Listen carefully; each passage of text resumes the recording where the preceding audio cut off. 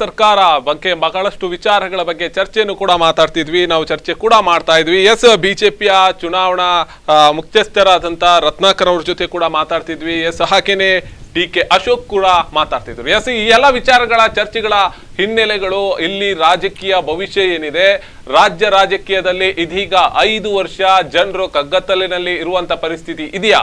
ಇವರ ರಾಜಕೀಯ ಮೇಲಾಟಕ್ಕೆ ಯಾರು ಹೊಣೆ? ಯಾರಿಗೋಸ್ಕರ ಅತಂತ್ರ ಸ್ಥಿತಿ ಆಯಿತು? ಯಾಕೋಸ್ಕರ ಅತಂತ್ರ ಸ್ಥಿತಿ ಆಯಿತು? ಪ್ರಗತಿ ಹೇಗಾಗತ್ತೆ? ಇದೆಲ್ಲ ವಿಚಾರಗಳ ಬಗ್ಗೆನೂ ಕೂಡ ಚರ್ಚೆ ಮಾಡ್ತೀನಿ. ಎಸ್, ಈಗಾಗಲೇ ಬಹಳಷ್ಟು ವಿಚಾರಗಳನ್ನ ನಾವು ಮಾತಾಡಿದ್ವಿ. ಪ್ರಗತಿಯ ಬಗ್ಗೆನೇ ಮಾತಾಡಬೇಕಾಗಿದೆ. 5 ವರ್ಷ ರಾಜಕೀಯದ ಒಂದು ಅವಧಿ ಇದೆ. 5 ವರ್ಷದಲ್ಲಿ ಎಷ್ಟು ರಾಜಕೀಯ ಒಂದು ಬೆಳವಣಿಗೆ ಆಗಿದೆ, ಅದಕ್ಕಿಂತ ಹೆಚ್ಚು ಜನರು ಕೂಡ ಬೆಳಿಬೇಕಾದಂತ ಅಂಶಗಳು. ಎಷ್ಟು ಪ್ರಗತಿ ಆಗ್ಬೋದು ಸರ್ ಹೀಗೆ ರಾಜಕೀಯ ಯಾತ್ರೆ ಅನ್ನುವಂಥದ್ದು? ಅಲ್ಲ, ಪ್ರಗತಿ ಈ ರೀತಿ ಇವರ ಒಳಗೆ JDS ಮತ್ತೆ ಕಾಂಗ್ರೆಸ್ನ ಒಳಗೆ ಈ ರೀತಿಯ ವರ್ಷಕ್ಕೊಂದು ದಿವಸ ಬೀಳೋದು ಹೇಳೋದು ಮುಂಗುಸಿ ಆಟ ಇದ್ರೆ ನಾನು ಹೇಳಿದಲ್ಲ, ಆ ಮುಂಗುಸಿ ಆಟ ಇರುವಾಗ ಇದರಲ್ಲಿ ಪ್ರಗತಿ ನನಗೆ ಕಾಣುವುದಿಲ್ಲ. ನನ್ ಕಾಣ್ತಿ ಇವನ್ ಕುಮಾರಸ್ವಾಮಿ ಅವರಿಗೆ ಕೂಡ ಪಕ್ಕ ನಾಡು ಆದ್ರೆ ಅವರು ಕೂಡ ಬಹುಮತ ಸಾಬೀತು ಮಾಡ್ಲಿಕ್ಕೆ ಕಷ್ಟ. ಇದು ನನ್ನ ಪಕ್ಷದ ಅಭಿಪ್ರಾಯ ಇಲ್ಲ, ನನ್ನ ವೈಯಕ್ತಿಕ, ನಾನು 40 ವರ್ಷದ ರಾಜಕೀಯದ ಒಂದು ಅನುಭವದಲ್ಲಿ ಹೇಳುವಂಥದ್ದು. ಅದು ನೇರವಾಗಿ ಮತ್ತೆ ಇಲ್ಲಿ ಹೋಗ್ಬೋದೇ ಅಂತ ಕಾಣ್ತದೆ ನನಗೆ. ಯಾವುದು ನಮ್ಮ ರಾಷ್ಟ್ರಪತಿ ಆಳ್ವಿಕೆ ಹೋಗ್ಬೋದು, ಆಗ ಇದು ಸರಿಯಾಗಿ ಪ್ರಗತಿ ಆಗ್ಬೋದು. ಯಾಕಂದ್ರೆ ನೇರವಾಗಿ ಕೇಂದ್ರ ಸರ್ಕಾರದ ಆಡಳಿತ ಬಂದಾಗ ಕರ್ನಾಟಕ ಇಂಥ ಹಿಸ್ಟ್ರಿ ಇದೆಯಾ ಸರ್? ಈ ಹಿಂದೆ ಎಲ್ಲಾದ್ರೂ ರಾಷ್ಟ್ರಪತಿ ಆಳ್ವಿಕೆ ಬಂದಿರುವಂತದ್ದು ಅಥವಾ ನೋಡಿ, ಇಂಥದ್ದು ಕೆಲವು ಕಡೆ ಆಗಿದೆ. ಹೇಗೆ ಅಂತ ಹೇಳಿದ್ರೆ, ಈಗ ಉದಾಹರಣೆಗೆ ಕರ್ನಾಟಕ ಉದಾಹರಣೆಗೆ ಇದು 78, ಅದು 38, ಇದು 104, ಯಾರು ಕೂಡ ಒಟ್ಟು ಬರುವುದಿಲ್ಲ, ಯಾರಿಗೂ ಕೂಡ ಬಹುಮತ ಇಲ್ಲ ಅಂತ ಆದ್ರೆ ಅದನ್ನು ಅಮಾನತ್ನಲ್ಲಿ ಇಡ್ತಾರೆ. 6 ತಿಂಗಳ ಕಾಲ ಅಮಾನತ್ನಲ್ಲಿ, 6 ತಿಂಗಳಲ್ಲ ಅಮಾನತ್ನಲ್ಲಿ ಇಡ್ತಾರೆ. PDP ಮತ್ತೆ ಜಮ್ಮು ಕಾಶ್ಮೀರದಲ್ಲಿ ಆದದ್ದು ಆ ಒಂದು ಇದರಲ್ಲಿ PDP ಮತ್ತೆ ಬಿಜೆಪಿ ಸರಿ ಹಾವು ಮುಂಗುಸಿಗಳ ವಿರೋಧ ಇದ್ರು ಬಂದ್ರು. ಸತ್ಯ ಹೆಚ್ಚು ಕಾಲ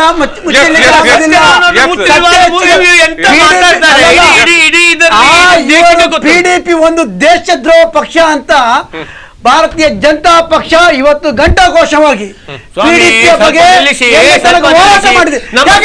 ನಮ್ಮ ಸಂವಿಧಾನ ಪ್ರಕಾರ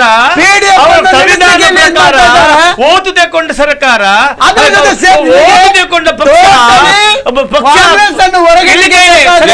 ರಾಷ್ಟ್ರದ್ರೋಹಿಗಳ ಜೊತೆ ಬೇಕಾದ್ರೆ ಅವರನ್ನು ಜಮ್ಮು ಕಾಶ್ಮೀರದ PDF ನ ಜೊತೆ ಸೇರಿದ ಇವರ ಒಂದು ಉದಾಹರಣೆ. ಇವರಿಗೆ ದೇಶ ಹೋದ್ರೂ ಪರವಾಗಿಲ್ಲ.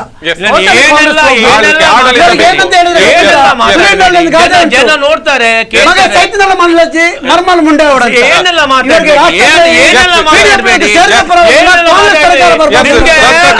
ಭಯೋತ್ಪಾದನೆ ನಿಲ್ಲಿಸಲಿಕ್ಕೆ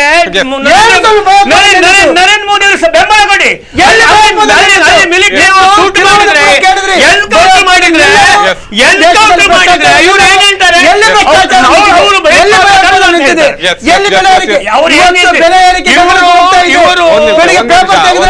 ಡೀಸೆಲ್ಗೆ ಪೆಟ್ರೋಲ್ಗೆ 4 ರೂಪಾಯಿ ಏರ್ತಾ ಉಂಟು. ಅಂತಾರಾಷ್ಟ್ರೀಯ ಮಟ್ಟದಲ್ಲಿ ಕಚ್ಚಾ ತೈಲ ಬೆಲೆ ಎಷ್ಟು ಉಂಟು? ಮೋದಿ ಸರ್ಕಾರದಲ್ಲಿ ಎಷ್ಟು ಉಂಟು? ಈ ಹಿಂದಿನ UPA ಸರ್ಕಾರದಲ್ಲಿ ಎಷ್ಟು ಉಂಟು? ಎಲ್ಲಿ ಇವರಿಗೆ ಹತೋಟಿ ಇದೆ? ಎಲ್ಲಿ ಇದು ಮಾಡ್ತದೆ? ಎಲ್ಲ ವ್ಯಾಪಾರೀಕರಣ, ಎಲ್ಲಿ ಅಭಿವೃದ್ಧಿ ಉಂಟು? ಅಭಿವೃದ್ಧಿ ಕುಂಠಿತ ಆಗಿದೆ. ಇವತ್ತು GST ಬಂದ ಮೇಲೆ ಅಥವಾ ಅದರ ಪೂರ್ವ ಇವತ್ತು ಯಾವ ರೀತಿಯಲ್ಲಿ GST ಬಂದೇನು ಏನಾದರೂ ಬದಲಾವಣೆ ಆಗಿದೆ? ಏನು ಬದಲಾವಣೆ ಆಗಿದೆ? ಇವತ್ತು ವ್ಯಾಪಾರ ಇಲ್ಲ. ಇವತ್ತು ನೋಡಿರಿ, ನಮ್ದು ಕನ್ಸ್ಟ್ರಕ್ಷನ್ ಮಟ್ಟ ಕುಸಿದೆ. ಇವತ್ತು ಕೆಲಸ ಇಲ್ಲ, ಜನರು ಅಳೆದಾಡ್ತಾ ಇದ್ದಾರೆ. ಕೊಡುದಿಲ್ಲ ಇವರಿಗೆ, ನೋಡಿ ಕಾಂಗ್ರೆಸ್ಗೆ ಓಟ್ ಕೊಡುದಿಲ್ಲ. ಇವರಿಗೆ GST ಮತ್ತೆ ಇದು ಏನಂತ ಸರಿಯಾಗಿ ಅರ್ಥ ಮಾಡಿಕೊಳ್ಳ. ಗುಜರಾತಿ ವಿಷಯ ಮತ್ತೆ ನಾವು ಕರ್ನಾಟಕ ವಿಷಯ ಮಾತಾಡುವಿಲ್ಲ. ಕರ್ನಾಟಕ ವಿಷಯ ಮಾತಾಡುವ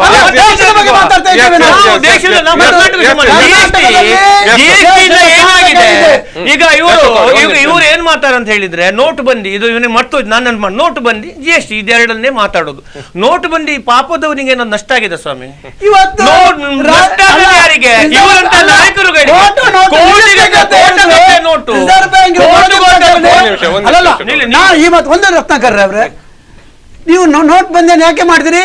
ದೇಶದಲ್ಲಿ ಕೋಟಾ ನೋಟ್ ಇದೆ ಅಂತ ಹೇಳಿಕೊಂಡು ಇವತ್ತು ಮೊನ್ನೆ ರಾಷ್ಟ್ರೀಯ ರಿಸರ್ವ್ ಬ್ಯಾಂಕ್ ಹೇಳ್ತಾ ಇದೆ ಕೋಟಾ ನೋಟ್ ತುಂಬಿ ಹೋಗಿದೆ ಅಂತ ಹೊಸ ನೋಟಲ್ಲಿ.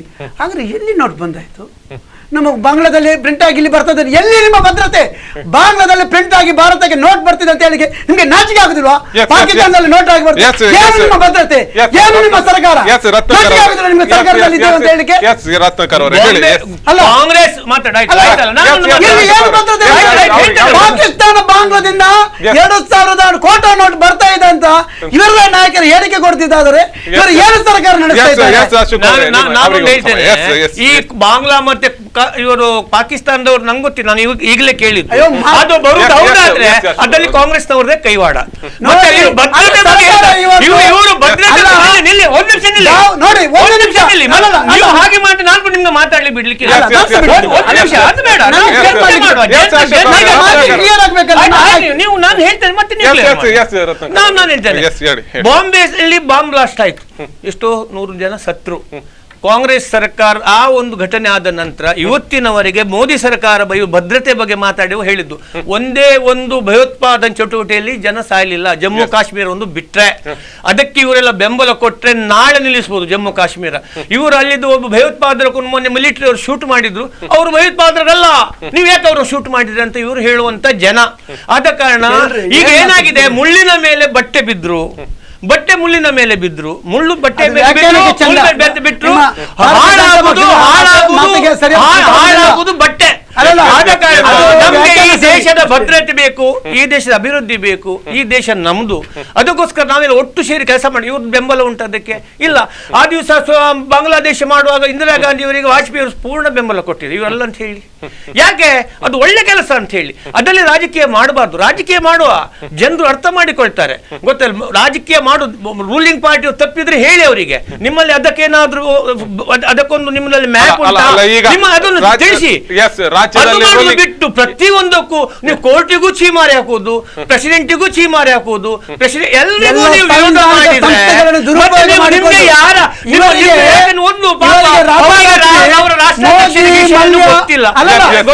ರಾತಾರಾತ್ರಿ ಈ ದೇಶದಿಂದ ಮೋದಿ ಹೋದ್ರೆ ಗೊತ್ತಾಗುದಿಲ್ಲ, ಮಲ್ಯ ಹೋದ್ರೆ ಗೊತ್ತಾಗುದಿಲ್ಲ. ಆದ್ರೆ ಕುಮಾರಸ್ವಾಮಿ ಒಂದು ಟೀಮ್ ಕೇರಳಕ್ಕೆ ಹೋಗುದಿದ್ರೆ ಇವರ ವಿಮಾನಯಾನಕ್ಕೆ ಗೊತ್ತಾಗ್ತದೆ, ನಾಗರಿಕ ವಿಮಾನಯಾನಕ್ಕೆ. ಈ ದೇಶದಿಂದ ಕೊಳ್ಳೆ ಹೊಡೆದಂತ ಮೋದಿಯ ನಿಕಟವರ್ತಿಗಳು, ನೀರವ್ ಮೋದಿ ಆಗಿರ್ಬೋದು, ವಿಜಯ ಮಲ್ಯ ಆಗಿರ್ಬೋದು, ಈ ದೇಶ ಬಿಟ್ಟು ವಿದೇಶಕ್ಕೆ ಪಲಾಯನ ಮಾಡಿದಾಗ ರಾತಾರಾತ್ರಿ ಹೋದಾಗ ಇವ್ರಿಗೆ ಗೊತ್ತಾಗುದಿಲ್ಲ.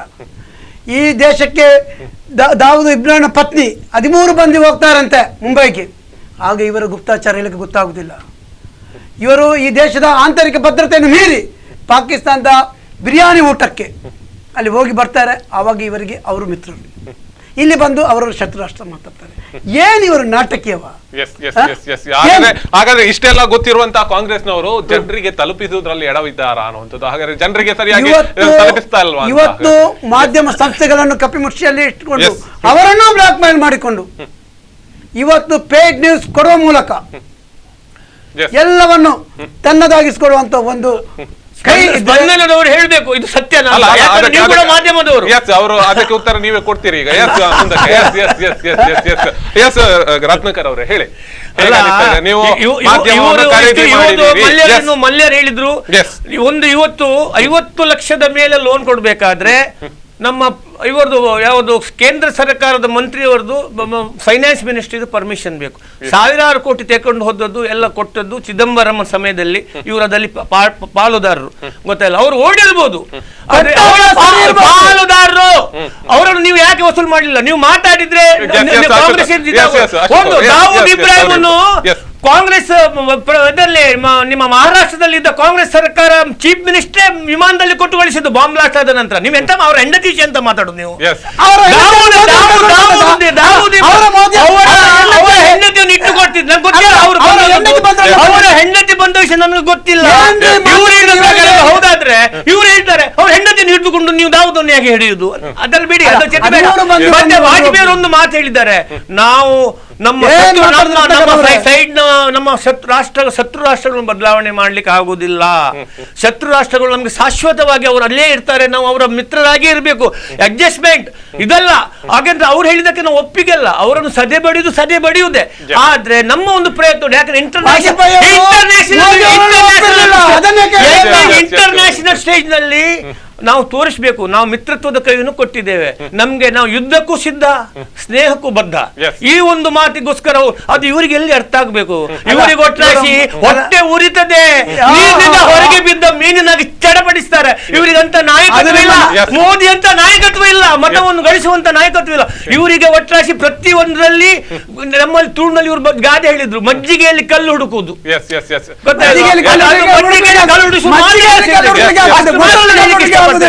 ಈಗ ರಾಜ್ಯದ ಗತಿ ಏನಾಗ್ಬೋದು ಮುಂದಿನ ದಿನಗಳಲ್ಲಿ? ರಾಜ್ಯದ ಗತಿ ಈ ರಾಜ್ಯದ ರಾಜ್ಯಪಾಲರು, ಘನವೆತ್ತ ರಾಜ್ಯಪಾಲರು ಕೇಂದ್ರ ಸರ್ಕಾರದ ಕೈಗೊಂಬೆಯಾಗಿ ನಡೆಯದಿದ್ದರೆ ಅವರ ನಿಮ್ಮ ಚಾನ್ಸ್ ಅಲ್ಲ, ನಿಮ್ಗೆ ಸಿಕ್ಕಿದೆ, ನಿಮ್ಗೆ ಅಧಿಕಾರವನ್ನು ಉಪಯೋಗಿಸಬಹುದು. ನಾವು ಕುಮಾರಸ್ವಾಮಿಗೆ ಈಗಾಗಲೇ ಬೆಂಬಲವನ್ನು ಘೋಷಣೆ ಮಾಡಿದ್ದೇವೆ. ಕುಮಾರಸ್ವಾಮಿ ಅವರು ಈಗಾಗಲೇ ಹೋಗ್ತಾ ಇದ್ದಾರೆ. ಅಧಿಕಾರಕ್ಕೆ ಅವರಿಗೆ ಆಮಂತ್ರಣವನ್ನು ಕೊಟ್ಟರೆ ಸೋಮವಾರ ಮಧ್ಯಾಹ್ನ 12:30ಕ್ಕೆ ಕುಮಾರಸ್ವಾಮಿ ಅವರು ಅಧಿಕಾರದ ಗೌಪ್ಯತೆಯನ್ನು ರಾಜ್ಯಪಾಲರು ಬೋಧಿಸಿದ್ರೆ ನಾವು ಮುಂದಿನ ದಿನಗಳಲ್ಲಿ ಅಧಿಕಾರವನ್ನು ಚಲಿಸ್ತೀವಿ. ಮುಂದಿನ ತಂತ್ರಗಾರಿಕೆ ಜನಪರ ಕೆಲಸ ಮಾಡಿದ್ರೆ ಬಿಜೆಪಿ ಯಾವತ್ತು ಪ್ರತಿಪಕ್ಷದಲ್ಲಿ ಇದ್ದು ಬೆಂಬಲ ಕೊಡ್ತದೆ. ನಮ್ಗೆ ಜನ ಮುಖ್ಯ. ಅಧಿಕಾರ ಇವತ್ತಲ್ಲ ನಾಳೆ ಖಂಡಿತ ನಮ್ಗೆ ಬರುವಂತದ್ದು. ಯಾಕಂತ ಹೇಳಿದ್ರೆ ಜನರು ವಾಜಪೇಯಿ ಅವರು 1 ಮತದಿಂದ ಸೋತು ಮತ್ತೆ ಇವತ್ತು ನಾವು 400 ಚಿಲ್ಲರೆ ಬಂದಿದ್ದೇವೆ. ಆದ ಕಾರಣ ನಮ್ಗೆ ಅದಲ್ಲಿ ನೋಡಿ ಅವಕಾಶ ಕೊಡಿ ಅವರಿಗೆ ಉತ್ತರ ಕೊಡ್ಲಿಕ್ಕೆ. ಯಾಕಂದ್ರೆ ಅವರಲ್ಲಿ ತುಂಬಾ ಸ್ಟಾಕ್ ಉಂಟು, ಬಾಳ ತುಂಬಾ ಉಂಟು ಅವ್ರ ಹತ್ರ ಬಿಡ್ಲಿಕ್ಕೆ. ಆದ ಕಾರಣ ಅವರಿಗೆ ಅವಕಾಶ ಕೊಡಿ, ನಾನು ಅವ್ರಿಗೆ ವಿರೋಧ ಇಲ್ಲ. ಆದ ಕಾರಣ ಜನಪರ ಹೋರಾಟಕ್ಕೆ ಬಿಜೆಪಿ ಸಹಕಾರ. ಆದ್ರೂ ನನಗೊಂದು ಕ್ವಶನ್ ಮಾರ್ಕ್. ಯಾಕಂತ ಹೇಳಿದ್ರೆ ಇದು ಸರಿಯಾಗುವಂತದ್ದು ಒಂದು ಅಪ್ಪ ಮಗನ ಪಕ್ಷ. ಇನ್ನೊಂದಲ್ಲಿ ಕಾಂಗ್ರೆಸ್ನಲ್ಲಿ ಈಗಲೇ ಅಧಿಕಾರಕ್ಕೋಸ್ಕರ ಕಚ್ಚಾಟ ಶುರುವಾಗಿದೆ. ಆದ ಕಾರಣ ಇದು ನಡಿಬೇಕು. ಯಾಕಂದ್ರೆ ಜನರು ತಪ್ಪುಗಾರರಲ್ಲ, ಜನರು ಅಭಿವೃದ್ಧಿ ಆಗ್ಬೇಕು. ಆದ್ರೆ ಒಂದು ತಪ್ಪಾಗಿದೆ ಜನರಿಗೆ. ಯಾಕಂದ್ರೆ ನಮ್ಗೆ ಒಂದು ಎಕ್ಸಿನಲ್ ತಂದು ನಿಲ್ಲಿಸಿದ್ದಾರೆ. ಸಂಪೂರ್ಣ ಕೊಡ್ತಿದ್ರು, ಇವತ್ತು ಮೋದಿ ಅವರ ಸಂಪೂರ್ಣ ಒಳ್ಳೆ ಕೆಲಸ ಕರ್ನಾಟಕದಲ್ಲಿ ಪ್ರಾರಂಭ. ಯಾಕಂದ್ರೆ ಮೋದಿ ಅವರು ಲಾಸ್ಟ್ ಟೈಮ್ ಕಳಿಸಿದ ಯಾವುದನ್ನೇ ಸಿದ್ದರಾಮಯ್ಯರ ಬಿಡುಗಡೆ ಮಾಡಲಿಲ್ಲ, ಖರ್ಚು ಮಾಡಲಿಲ್ಲ, ಅಷ್ಟು ಹಣವನ್ನು ಪುನಃ ಹಿಂದೆ ಗಳಿಸಿದ್ದಾರೆ. ಇದು ಮೊನ್ನೆ ಮೋದಿ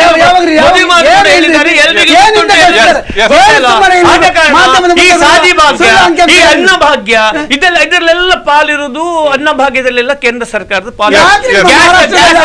ಗ್ಯಾಸ್ ಕೂಡ ಇವತ್ತು ಎಲ್ಲ ಬಡವರ ಮನೆಯಲ್ಲಿ ಗ್ಯಾಸ್ ಕೊಡ್ಬೇಕಂತ ಹೇಳಿ ಈಗ ಸಬ್ಸಿಡಿ ಬಿಟ್ಟು ನೀವು ಪಾಪದವ್ರನ್ನ ಕೇಳಿ ನಿಮ್ಗೆ ಗ್ಯಾಸ್ ಸಿಕ್ಕಿದ ಇಲ್ವ ಅಂತ ಮತ್ತೆ ಮಾತಾಡಿ. ಸುಮ್ಮನೆ ನೀವು ಇಲ್ಲಿ ಹೇಳುದಲ್ಲ, ಇಲ್ಲಿ ನಿಮ್ಮ ವಾರ್ಡ್ನಲ್ಲಿ ಪಾಪದವರಿದ್ರೆ ಅವರ ಮನೆಯಲ್ಲಿ ಗ್ಯಾಸ್ ಬಂದಿದ್ದ ಕೇಳಿ. ಇಲ್ಲ ಅಂತ ಆದ್ರೆ ನನಗೆ ಒಂದು ಭೇಟಿ ಮಾಡಿ, ಪುನಃ ಇವರಿಗೆ ಹೇಳಿ ನಾವು ಪುನಃ ಒಟ್ಟು ಸೇರುವ ಇಲ್ಲಿ ನೋಡಿ. ಇವರು ಮಾತಾಡ್ತಾ ಇದ್ರು ವಾಜಪೇಯಿ ಅವರು 1 ಮತದಿಂದ ಬಿದ್ದೋಗಿ ಸರ್ಕಾರ ಮಾಡಿದ್ರು ಅಂತ. ಅದೇ ವಾಜಪೇಯಿ ಅವರನ್ನು ಜನತೆ ತಿರಸ್ಕಾರ ಮಾಡಿದ್ರಲ್ಲ, 10 ವರ್ಷ UPA ಸರ್ಕಾರ ಮಾಡಿತಲ್ಲ, ಅದನ್ನೇ ಯಾಕೆ ಇವ್ರಿಗೆ ನೆನಪು ಬರ್ತಾ ಇಲ್ಲ? ಆಮೇಲೆ ಇವರು ತಲೆ ಎತ್ತಲಿಕ್ಕೆ ಆಯ್ತಾ 10 ವರ್ಷ ಕಾಲ? ಒಮ್ಮೆ ಚುನಾವಣೆಯಲ್ಲಿ ಗೆದ್ರೆ ಅದು ಶಾಶ್ವತವಾದ ಗೆಲುವಲ್ಲ, ಸೋತ್ರೆ ಅದು ಶಾಶ್ವತವಾದ ಸೋಲು ಅಲ್ಲ.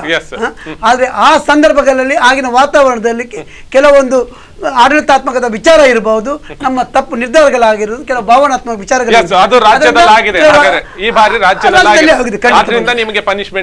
ಖಂಡಿತವಾಗಿ ನಾವು ಒಪ್ಪಿಕೊಳ್ಳಿಲ್ಲ. ಜನತೆಯ ತೀರ್ಪನ್ನು ನಾವು ಒಪ್ಪಲೇಬೇಕು. ಜನತೆಯ ತೀರ್ಪಿಗೆ ನಾವು ಶಿರಬಾಗಿದ್ದೇವೆ. ಕುಮಾರಸ್ವಾಮಿ ಮುಖ್ಯಮಂತ್ರಿ ಆಗುವುದಕ್ಕೆ ನಾವು ಬೆಂಬಲವನ್ನು ಜಾತ್ಯತೀತ ಪಕ್ಷ ಎನ್ನುವ ನೆಲೆಯಲ್ಲಿ ಕೊಡ್ತಾ ಇದ್ದೇವೆ. ಎಷ್ಟು ಸಮಯ ಈ ಟರ್ಮ್ ಎಷ್ಟು ಕುಮಾರಸ್ವಾಮಿ ಅವರ ಆಡಳಿತ ಎಲ್ಲಿಯವರೆಗೆ ಜನಪರವಾಗಿ ಇರ್ತದೆ, ಜನಹಿತವಾಗಿ ಇರ್ತದೆ, ಅಲ್ಲಿಯವರೆಗೆ ಪೂರ್ಣ ಪ್ರಮಾಣದ ಬೆಂಬಲವನ್ನು. ರತ್ನಾಕರ್ ಅವರೇ, ಬಹಳಷ್ಟು ಕಾರ್ಯಕ್ರಮದಲ್ಲಿ ಇಬ್ರು ಜಾಯ್ನ್ ಆಗಿದ್ರೆ, ಕಾರ್ಯಕ್ರಮಕ್ಕೆ ಬಂದದಕ್ಕೆ ಇಬ್ಬರಿಗೂ ಧನ್ಯವಾದಗಳು. ಬಹಳಷ್ಟು ವಿಚಾರಗಳನ್ನು ಇವತ್ತು ನಾವು ನೋಡಿದ್ವಿ. ಬಹಳಷ್ಟು ಹಿರಿಯರು ಕೂಡ, ರತ್ನಾಕರ್ ಅವರು ಕೂಡ ಬಹಳಷ್ಟು ರಾಜಕೀಯದ ಬಗ್ಗೆನೂ ಕೂಡ ವಿವರಣೆಯನ್ನು ನೀಡಿದ್ದಾರೆ. ಯಾವ ರೀತಿಯಲ್ಲಿ ಈ ಬಾರಿ ರಾಜಕೀಯವಾದಲ್ಲಿ ಬದಲಾವಣೆ ಆಗ್ಬಹುದು ಅನ್ನುವಂಥ. ಅದೇ ರೀತಿಯಲ್ಲಿ ಕಾರ್ಪೊರೇಟರ್ ಆದಂತ DK ಅಶೋಕ್ ಅವರು ಕೂಡ ರಾಜ್ಯದಲ್ಲಿ ಯಾವ ರೀತಿಯ ಬದಲಾವಣೆ ಅಥವಾ ರಾಜಕೀಯ ಒಂದು ತಂತ್ರಗಾರಿಕೆ ನಡೀಬಹುದಾ ಮುಂದಿನ ದಿನಗಳಲ್ಲಿ, ಅತಂತ್ರ ಅನ್ನುವಂಥದ್ದು ಮತ್ತಷ್ಟು ಇರುತ್ತಾ ಅನ್ನುವಂಥದ್ದು ಕೂಡ ಬಗ್ಗೆಯನ್ನು ಕೂಡ ಚರ್ಚೆಯನ್ನು ಮಾಡಿದ್ವಿ. ಇದಿಷ್ಟು ಈ ಹೊತ್ತಿನ ವಿಶೇಷ. ನಾಳೆ ಇದೇ ಸಮಯಕ್ಕೆ ಭೇಟಿ ಆಗ್ತೇನೆ. ಸುದ್ದಿ, ಮಾಹಿತಿ, ಮನೋರಂಜನೆ ನೋಡ್ತಾ ಇರಿ ಸ್ಪಂದನ.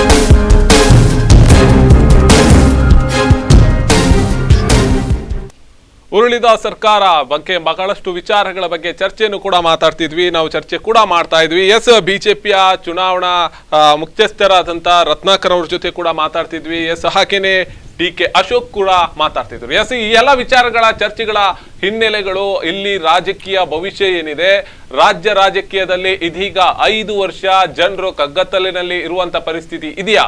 ಇವರ ರಾಜಕೀಯ ಮೇಲಾಟಕ್ಕೆ ಯಾರು ಹೊಣೆ? ಯಾರಿಗೋಸ್ಕರ ಅತಂತ್ರ ಸ್ಥಿತಿ ಆಯಿತು? ಯಾಕೋಸ್ಕರ ಅತಂತ್ರ ಸ್ಥಿತಿ ಆಯಿತು? ಪ್ರಗತಿ ಹೇಗಾಗತ್ತೆ? ಇದೆಲ್ಲ ವಿಚಾರಗಳ ಬಗ್ಗೆನೂ ಕೂಡ ಚರ್ಚೆ ಮಾಡ್ತೀನಿ. ಎಸ್, ಈಗಾಗಲೇ ಬಹಳಷ್ಟು ವಿಚಾರಗಳನ್ನ ನಾವು ಮಾತಾಡಿದ್ವಿ.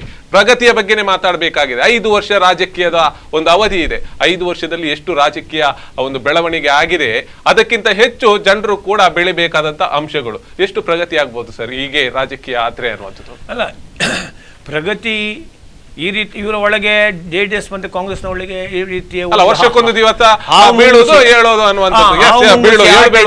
ಮುಂಗುಸಿ ಆಟ ಇದ್ರೆ ನಾನು ಹೇಳಿದಲ್ಲ, ಆ ಮುಂಗುಸಿ ಆಟ ಇರುವಾಗ ಇದರಲ್ಲಿ ಪ್ರಗತಿ ನನಗೆ ಕಾಣುವುದಿಲ್ಲ. ನನ್ ಕಾಂಟಿ ಇವನ್ ಕುಮಾರಸ್ವಾಮಿ ಅವರಿಗೆ ಕೂಡ ಪಕ್ಕ ನಾಳ್ದು ಆದ್ರೆ ಅವರು ಕೂಡ ಬಹುಮತ ಸಾಬೀತು ಮಾಡ್ಲಿಕ್ಕೆ ಕಷ್ಟ. ಇದು ನನ್ನ ಪಕ್ಷದ ಅಭಿಪ್ರಾಯ ಇಲ್ಲ, ನನ್ನ ವೈಯಕ್ತಿಕ, ನಾನು 40 ವರ್ಷದ ರಾಜಕೀಯದ ಒಂದು ಅನುಭವದಲ್ಲಿ ಹೇಳುವಂಥದ್ದು.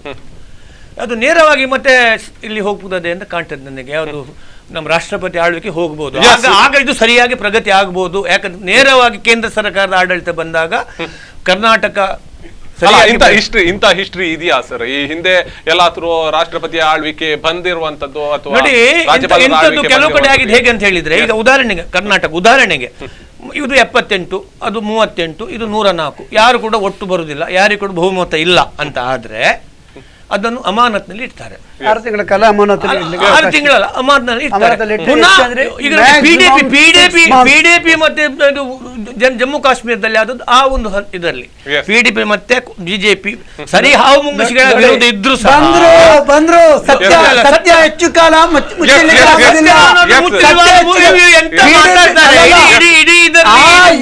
PDP ಒಂದು ದೇಶದ್ರೋಹ ಪಕ್ಷ ಅಂತ ಭಾರತೀಯ ಜನತಾ ಪಕ್ಷ ಇವತ್ತು ಘಂಟಾಘೋಷವಾಗಿ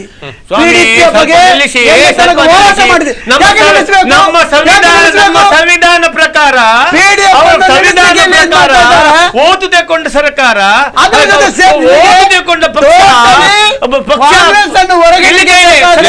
ರಾಷ್ಟ್ರದ್ರೋಹಿಗಳ ಜೊತೆ ಬೇಕಾದ್ರೆ ಅವರನ್ನು ಜಮ್ಮು ಕಾಶ್ಮೀರದ PDF ನ ಜೊತೆ ಸೇರಿದ ಇವರ ಒಂದು ಉದಾಹರಣೆ.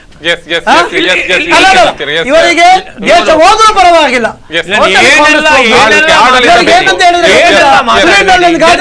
ನೋಡ್ತಾರೆ ಮರ್ಮಲ್ ಮುಂಡೆ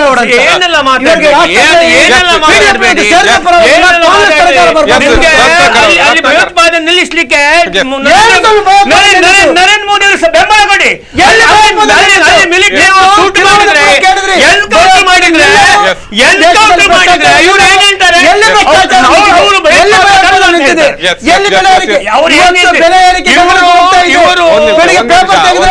ಡೀಸೆಲ್ಗೆ ಪೆಟ್ರೋಲ್ಗೆ 4 ರೂಪಾಯಿ ಏರ್ತಾ ಉಂಟು. ಅಂತಾರಾಷ್ಟ್ರೀಯ ಮಟ್ಟದಲ್ಲಿ ಕಚ್ಚಾ ತೈಲ ಬೆಲೆ ಎಷ್ಟು ಉಂಟು? ಮೋದಿ ಸರ್ಕಾರದಲ್ಲಿ ಎಷ್ಟು ಉಂಟು? ಈ ಹಿಂದಿನ UPA ಸರ್ಕಾರದಲ್ಲಿ ಎಷ್ಟು ಉಂಟು? ಎಲ್ಲಿ ಇವರಿಗೆ ಹತೋಟಿ ಇದೆ? ಎಲ್ಲಿ ಇದು ಮಾಡ್ತದೆ? ಎಲ್ಲ ವ್ಯಾಪಾರೀಕರಣ. ಎಲ್ಲಿ ಅಭಿವೃದ್ಧಿ ಉಂಟು? ಅಭಿವೃದ್ಧಿ ಕುಂಠಿತ ಆಗಿದೆ. ಇವತ್ತು GST ಬಂದ ಮೇಲೆ ಅಥವಾ ಅದರ ಪೂರ್ವ ಇವತ್ತು ಯಾವ ರೀತಿಯಲ್ಲಿ GST ಬಂದೇನು ಏನಾದರೂ ಬದಲಾವಣೆ ಆಗಿದೆ? ಏನು ಬದಲಾವಣೆ ಆಗಿದೆ? ಇವತ್ತು ವ್ಯಾಪಾರ ಇಲ್ಲ. ಇವತ್ತು ನೋಡಿರಿ, ನಮ್ದು ಕನ್ಸ್ಟ್ರಕ್ಷನ್ ಮಟ್ಟ ಕುಸಿದೆ. ಇವತ್ತು ಕೆಲಸ ಇಲ್ಲ, ಜನರು ಅಳೆದಾಡ್ತಾ ಇದ್ದಾರೆ. ಇವರಿಗೆ ನೋಡಿ, ಕಾಂಗ್ರೆಸ್ಗೆ ಓಟ್ ಕೊಡುದಿಲ್ಲ. ಇವರಿಗೆ GST ಮತ್ತೆ ಇದು ಏನಂತ ಸರಿಯಾಗಿ ಗುಜರಾತಿ ವಿಷಯ ಮತ್ತೆ ಕರ್ನಾಟಕ ವಿಷಯ ಮಾತಾಡುವಿಲ್ಲ. ಕರ್ನಾಟಕ ವಿಷಯ ಮಾತಾಡುವ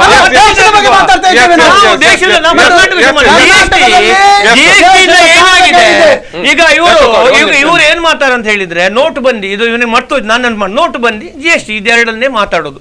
ನೋಟ್ ಬಂದಿ ಪಾಪದವನಿಗೆ ಏನೋ ನಷ್ಟ ಆಗಿದೆ ಸ್ವಾಮಿ.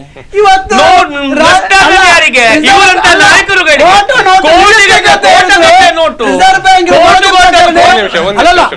ಈ ಮಾತು ಒಂದೇ ರತ್ನಾಕರ್ ಅವ್ರೆ, ನೀವು ನೋಟ್ ಬಂದೇನು ಯಾಕೆ ಮಾಡಿದಿರಿ? ದೇಶದಲ್ಲಿ ಕೋಟಾ ನೋಟ್ ಇದೆ ಅಂತ ಹೇಳಿಕೊಂಡು ಇವತ್ತು ಮೊನ್ನೆ ರಾಷ್ಟ್ರೀಯ ರಿಸರ್ವ್ ಬ್ಯಾಂಕ್ ಹೇಳ್ತಾ ಇದೆ ಕೋಟಾ ನೋಟ್ ತುಂಬಿ ಹೋಗಿದೆ ಅಂತ ಹೊಸ ನೋಟಲ್ಲಿ. ಹಾಗಾದ್ರೆ ಎಲ್ಲಿ ನೋಟ್ ಬಂದಾಯ್ತು? ನಮ್ಮ ಬಾಂಗ್ಲಾದಲ್ಲಿ ಪ್ರಿಂಟ್ ಆಗಿ ಇಲ್ಲಿ ಬರ್ತದೆ. ಎಲ್ಲಿ ನಿಮ್ಮ ಭದ್ರತೆ? ಬಾಂಗ್ಲಾದಲ್ಲಿ ಪ್ರಿಂಟ್ ಆಗಿ ಭಾರತಕ್ಕೆ ನೋಟ್ ಬರ್ತಿದೆ ಅಂತ ಹೇಳಿ ನಿಮ್ಗೆ ನಾಚಿಕೆ ಆಗುದಿಲ್ವಾ? ಪಾಕಿಸ್ತಾನದಲ್ಲಿ ನೋಟ್ ಆಗಿ ಬರ್ತದೆ. ಏನು ನಿಮ್ಮ ಭದ್ರತೆ? ಏನು ನಿಮ್ಮ ಸರ್ಕಾರ? ನಾಚಿಕೆ ಆಗುದಿಲ್ಲ ನಿಮ್ಮ ಸರ್ಕಾರದಲ್ಲಿ ಇದೆ ಅಂತ ಹೇಳಿಕೆ? ಕಾಂಗ್ರೆಸ್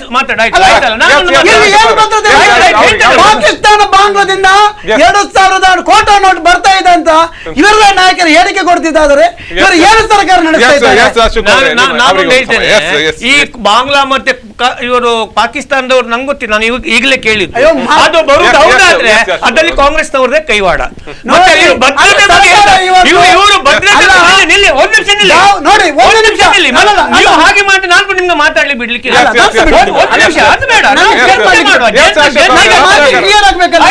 ನೀವು ನಾನು ಹೇಳ್ತೇನೆ ಮತ್ತೆ ನಾನು ಹೇಳ್ತೇನೆ. ಬಾಂಬೆಯಲ್ಲಿ ಬಾಂಬ್ ಬ್ಲಾಸ್ಟ್ ಆಯ್ತು, ಎಷ್ಟೋ 100 ಜನ ಸತ್ರು.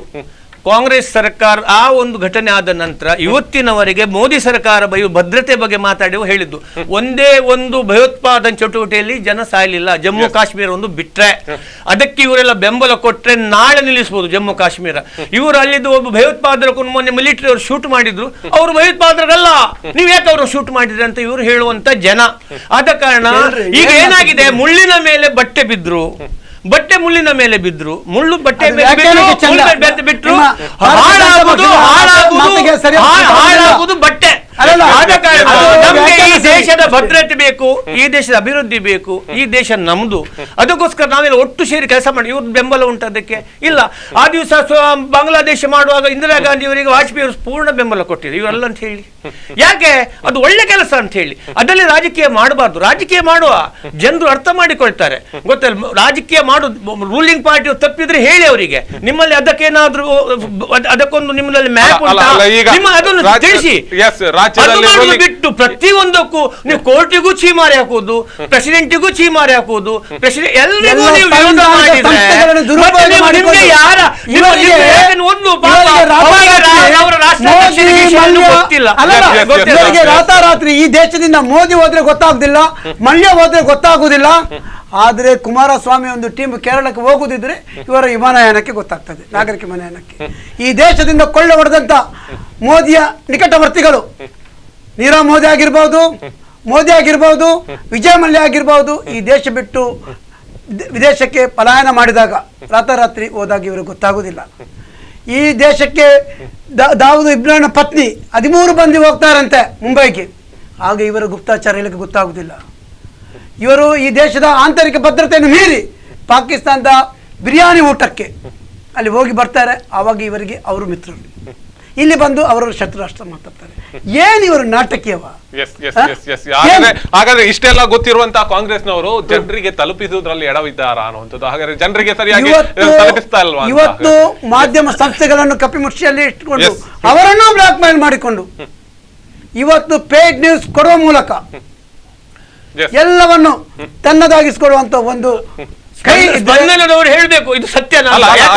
ಮಾಧ್ಯಮದವರು ಅವರು ಅದಕ್ಕೆ ಉತ್ತರ ನೀವೇ ಕೊಡ್ತೀರಿ ಈಗ. ರತ್ನಾಕರ್ ಅವರೇ ಹೇಳಿ. ಮಲ್ಯರ್ ಹೇಳಿದ್ರು ಒಂದು ಇವತ್ತು 50 ಲಕ್ಷದ ಮೇಲೆ ಲೋನ್ ಕೊಡ್ಬೇಕಾದ್ರೆ ನಮ್ಮ ಇವರದು ಯಾವುದು ಕೇಂದ್ರ ಸರ್ಕಾರದ ಮಂತ್ರಿಯವರದು ಫೈನಾನ್ಸ್ ಮಿನಿಸ್ಟ್ರಿದು ಪರ್ಮಿಷನ್ ಬೇಕು. ಸಾವಿರಾರು ಕೋಟಿ ತೆಕೊಂಡು ಹೋದದ್ದು ಎಲ್ಲ ಕೊಟ್ಟದ್ದು ಚಿದಂಬರಂ ಸಮಯದಲ್ಲಿ ಇವರದಲ್ಲಿ ಪಾಲುದಾರರು, ಗೊತ್ತಾಯಿಲ್ಲ. ಅವರು ಓಡಿರ್ಬೋದು, ಪಾಲುದಾರರು ಅವರನ್ನು ನೀವು ಯಾಕೆ ವಸೂಲು ಮಾಡಲಿಲ್ಲ? ನೀವು ಮಾತಾಡಿದ್ರೆ ಕಾಂಗ್ರೆಸ್ ಒಂದು ದಾವೂದ್ ಇಬ್ರಾಹಿಂ ಕಾಂಗ್ರೆಸ್ ಇದರಲ್ಲಿ ನಿಮ್ಮ ಮಹಾರಾಷ್ಟ್ರದಲ್ಲಿ ಇದ್ದ ಕಾಂಗ್ರೆಸ್ ಸರ್ಕಾರ ಚೀಫ್ ಮಿನಿಸ್ಟರ್ ವಿಮಾನದಲ್ಲಿ ಕೊಟ್ಟು ಕಳಿಸಿದ್ದು ಬಾಂಬ್ ಬ್ಲಾಸ್ಟ್ ಆದ ನಂತರ. ನೀವು ಎಂತ ಅವರ ಹೆಂಡತಿ ಅಂತ ಮಾತಾಡೋದು ನೀವು?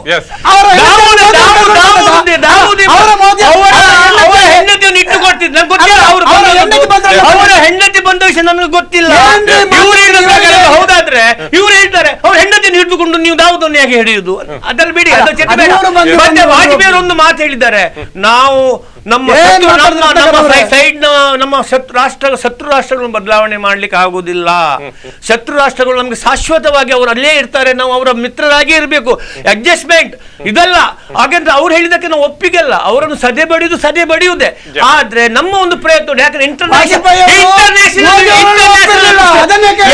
ಇಂಟರ್ನ್ಯಾಷನಲ್ ಸ್ಟೇಜ್ ನಲ್ಲಿ ನಾವು ತೋರಿಸ್ಬೇಕು. ನಾವು ಮಿತ್ರತ್ವದ ಕೈಯನ್ನು ಕೊಟ್ಟಿದ್ದೇವೆ, ನಮ್ಗೆ ನಾವು ಯುದ್ಧಕ್ಕೂ ಸಿದ್ಧ, ಸ್ನೇಹಕ್ಕೂ ಬದ್ಧ. ಈ ಒಂದು ಮಾತಿಗೋಸ್ಕರ ಅದು ಇವರಿಗೆ ಎಲ್ಲಿ ಅರ್ಥ ಆಗ್ಬೇಕು? ಇವರಿಗೆ ಒಟ್ಟಾಸಿ ಹೊಟ್ಟೆ ಉರಿತದೆ, ನೀರಿನಿಂದ ಹೊರಗೆ ಬಿದ್ದ ಮೀನಿನಾಗಿ ಚಡಪಡಿಸ್ತಾರೆ. ಇವರಿಗಂತ ನಾಯಕತ್ವ ಇಲ್ಲ, ಮೋದಿ ಅಂತ ನಾಯಕತ್ವ ಇಲ್ಲ, ಮತವನ್ನು ಗಳಿಸುವಂತ ನಾಯಕತ್ವ ಇಲ್ಲ. ಇವರಿಗೆ ಒಟ್ಟಾಸಿ ಪ್ರತಿಯೊಂದರಲ್ಲಿ ನಮ್ಮಲ್ಲಿ ತುಳುನಲ್ಲಿ ಇವರು ಗಾದೆ ಹೇಳಿದ್ರು, ಮಜ್ಜಿಗೆಯಲ್ಲಿ ಕಲ್ಲು ಹುಡುಕುವುದು.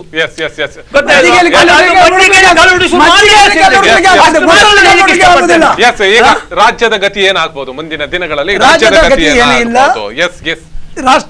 ಈ ರಾಜ್ಯದ ರಾಜ್ಯಪಾಲರು, ಘನವೆತ್ತ ರಾಜ್ಯಪಾಲರು ಕೇಂದ್ರ ಸರ್ಕಾರದ ಕೈಗೊಂಬೆಯಾಗಿ ನಡೆಯದಿದ್ದರೆ ಅವರ ನಿಮ್ಮ ಚಾನ್ಸ್ ಅಲ್ಲ, ನಿಮ್ಗೆ ಸಿಕ್ಕಿದೆ, ನಿಮ್ಗೆ ಅಧಿಕಾರವನ್ನು ಉಪಯೋಗಿಸಬಹುದು. ನಾವು ಕುಮಾರಸ್ವಾಮಿಗೆ ಈಗಾಗಲೇ ಬೆಂಬಲವನ್ನು ಘೋಷಣೆ ಮಾಡಿದ್ದೇವೆ. ಕುಮಾರಸ್ವಾಮಿ ಅವರು ಈಗಾಗಲೇ ಹೋಗ್ತಾ ಇದ್ದಾರೆ. ಅವರಿಗೆ ಆಮಂತ್ರಣವನ್ನು ಕೊಟ್ಟರೆ ಸೋಮವಾರ ಮಧ್ಯಾಹ್ನ 12:30ಕ್ಕೆ ಕುಮಾರಸ್ವಾಮಿ ಅವರು ಅಧಿಕಾರದ ಗೌಪ್ಯತೆಯನ್ನು ರಾಜ್ಯಪಾಲರು ಬೋಧಿಸಿದ್ರೆ ನಾವು ಮುಂದಿನ ದಿನಗಳಲ್ಲಿ ಅಧಿಕಾರವನ್ನು ಚಲಿಸ್ತೀವಿ. ಮುಂದಿನ ತಂತ್ರಗಾರಿಕೆ ಜನಪರ ಕೆಲಸ ಮಾಡಿದ್ರೆ ಬಿಜೆಪಿ ಯಾವತ್ತು ಪ್ರತಿಪಕ್ಷದಲ್ಲಿ ಇದ್ದು ಬೆಂಬಲ ಕೊಡ್ತದೆ. ನಮ್ಗೆ ಜನ ಮುಖ್ಯ, ಅಧಿಕಾರ ಇವತ್ತಲ್ಲ ನಾಳೆ ಖಂಡಿತ ನಮ್ಗೆ ಬರುವಂತದ್ದು. ಯಾಕಂತ ಹೇಳಿದ್ರೆ ಜನರು ವಾಜಪೇಯಿ ಅವರು 1 ಮತದಿಂದ ಸೋತು ಮತ್ತೆ ಇವತ್ತು ನಾವು 400 ಚಿಲ್ಲರ್ ಬಂದಿದ್ದೇವೆ. ಆದ ಕಾರಣ ನಮ್ಗೆ ಅದರಲ್ಲಿ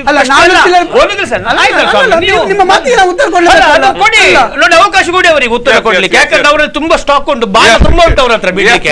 ಆದ ಕಾರಣ ಅವರಿಗೆ ಅವಕಾಶ ಕೊಡಿ, ನಾನು ಅವ್ರಿಗೆ ವಿರೋಧ ಇಲ್ಲ. ಆದ ಕಾರಣ ಜನಪರ ಹೋರಾಟಕ್ಕೆ ಬಿಜೆಪಿ ಸಹಕಾರ. ಆದ್ರೂ ನನಗೊಂದು ಕ್ವಶನ್ ಮಾರ್ಕ್. ಯಾಕಂತ ಹೇಳಿದ್ರೆ ಇದು ಸರಿಯಾಗುವಂತದ್ದು ಒಂದು ಅಪ್ಪ ಮಗನ ಪಕ್ಷ. ಇನ್ನೊಂದ್ರಲ್ಲಿ ಕಾಂಗ್ರೆಸ್ನಲ್ಲಿ ಈಗಲೇ ಅಧಿಕಾರಗೋಸ್ಕರ ಕಚ್ಚಾಟ ಶುರುವಾಗಿದೆ. ಆದ ಕಾರಣ ಇದು ನಡಿಬೇಕು. ಯಾಕಂದ್ರೆ ಜನರು ತಪ್ಪುಗಾರರಲ್ಲ, ಜನರು ಅಭಿವೃದ್ಧಿ ಆಗ್ಬೇಕು.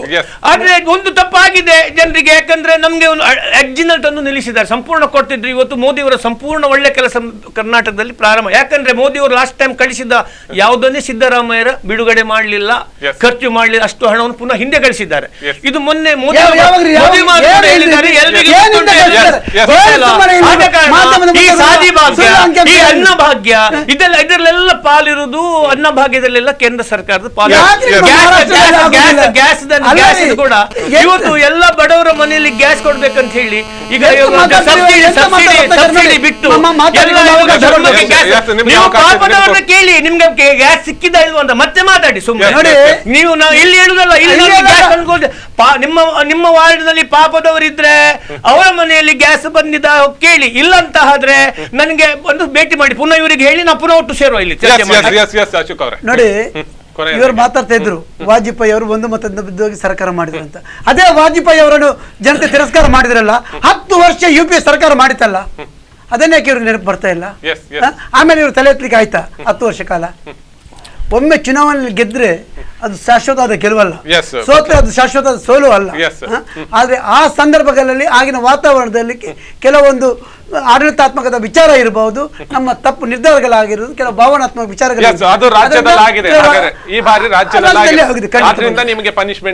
ಖಂಡಿತವಾಗಿ ನಾವು ಒಪ್ಪಿಕೊಳ್ಳಿಲ್ಲ. ಜನತೆಯ ತೀರ್ಪನ್ನು ನಾವು ಒಪ್ಪಲೇಬೇಕು. ಜನತೆಯ ತೀರ್ಪಿಗೆ ನಾವು ಶಿರಬಾಗಿದ್ದೇವೆ. ಕುಮಾರಸ್ವಾಮಿ ಮುಖ್ಯಮಂತ್ರಿ ಆಗುವುದಕ್ಕೆ ನಾವು ಬೆಂಬಲವನ್ನು ಜಾತ್ಯತೀತ ಪಕ್ಷ ಎನ್ನುವ ನೆಲೆಯಲ್ಲಿ ಕೊಡ್ತಾ ಇದ್ದೇವೆ. ಎಷ್ಟು ಸಮಯ ಈ ಟರ್ಮ್ ಎಷ್ಟು ಕುಮಾರಸ್ವಾಮಿ ಅವರ ಆಡಳಿತ ಎಲ್ಲಿಯವರೆಗೆ ಜನಪರವಾಗಿ ಇರ್ತದೆ, ಜನಹಿತವಾಗಿ ಇರ್ತದೆ, ಅಲ್ಲಿಯವರೆಗೆ ಪೂರ್ಣ ಪ್ರಮಾಣದ ಬೆಂಬಲವನ್ನು. ರತ್ನಾಕರ್ ಅವರೇ, ಬಹಳಷ್ಟು ಕಾರ್ಯಕ್ರಮದಲ್ಲಿ ಇಬ್ರು ಜಾಯ್ನ್ ಆಗಿದ್ರೆ, ಕಾರ್ಯಕ್ರಮಕ್ಕೆ ಬಂದದಕ್ಕೆ ಇಬ್ಬರಿಗೂ ಧನ್ಯವಾದಗಳು. ಬಹಳಷ್ಟು ವಿಚಾರಗಳನ್ನು ಇವತ್ತು ನಾವು ನೋಡಿದ್ವಿ. ಬಹಳಷ್ಟು ಹಿರಿಯರು ಕೂಡ, ರತ್ನಾಕರ್ ಅವರು ಕೂಡ ಬಹಳಷ್ಟು ರಾಜಕೀಯದ ಬಗ್ಗೆ ಕೂಡ ವಿವರಣೆಯನ್ನು ನೀಡಿದ್ದಾರೆ. ಯಾವ ರೀತಿಯಲ್ಲಿ ಈ ಬಾರಿ ರಾಜಕೀಯವಾದಲ್ಲಿ ಬದಲಾವಣೆ ಆಗ್ಬಹುದು ಅನ್ನುವಂಥ. ಅದೇ ರೀತಿಯಲ್ಲಿ ಕಾರ್ಪೊರೇಟರ್ ಆದಂತಹ DK ಅಶೋಕ್ ಅವರು ಕೂಡ ರಾಜ್ಯದಲ್ಲಿ ಯಾವ ರೀತಿಯ ಬದಲಾವಣೆ ಅಥವಾ ರಾಜಕೀಯ ಒಂದು ತಂತ್ರಗಾರಿಕೆ ನಡೀಬಹುದಾ ಮುಂದಿನ ದಿನಗಳಲ್ಲಿ, ಅತಂತ್ರ ಅನ್ನುವಂಥದ್ದು ಮತ್ತಷ್ಟು ಇರುತ್ತಾ ಅನ್ನುವಂಥದ್ದು ಕೂಡ ಬಗ್ಗೆಯನ್ನು ಕೂಡ ಚರ್ಚೆಯನ್ನು ಮಾಡಿದ್ವಿ. ಇದಿಷ್ಟು ಈ ಹೊತ್ತಿನ ವಿಶೇಷ. ನಾಳೆ ಇದೇ ಸಮಯಕ್ಕೆ ಭೇಟಿ ಆಗ್ತೀನಿ. ಸುದ್ದಿ, ಮಾಹಿತಿ, ಮನೋರಂಜನೆ ನೋಡ್ತಾ ಇರಿ ಸ್ಪಂದನ.